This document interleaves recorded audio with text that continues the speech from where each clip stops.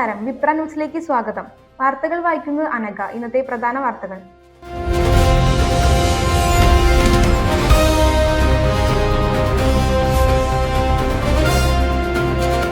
ചരിത്രം കുറിച്ച് ആർടെമിസ് 2 സംഘം. 10 ദിവസത്തെ ചന്ദ്രയാത്ര കഴിഞ്ഞ് ഒറയോൺ പേടകം ഭൂമിയിലേക്ക് തിരിച്ചെത്തി. ന്യൂയോർക്ക്.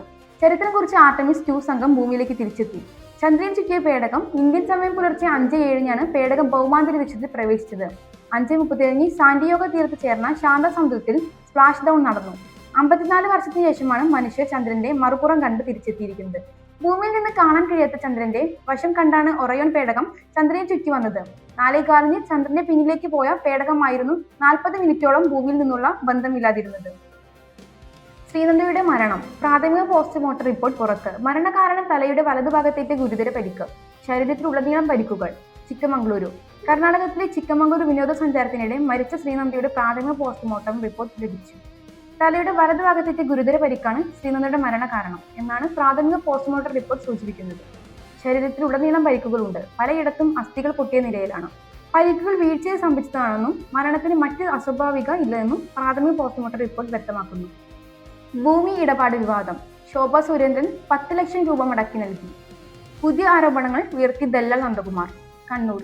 BJP നേതാവ് ശോഭ സുരേന്ദ്രൻ 10 ലക്ഷം രൂപ മടക്കി നൽകിയതായി ദല്ലാൽ നന്ദകുമാർ. തെരഞ്ഞെടുപ്പിന് 2 ദിവസം മുമ്പ് പണം തിരികെ കിട്ടിയെന്നാണ് ദല്ലാൽ നന്ദകുമാർ മാധ്യമങ്ങളോട് വിശദീകരിച്ചത്. ഏപ്രിൽ 7 പണം അക്കൗണ്ടിലേക്ക് ഇട്ടു.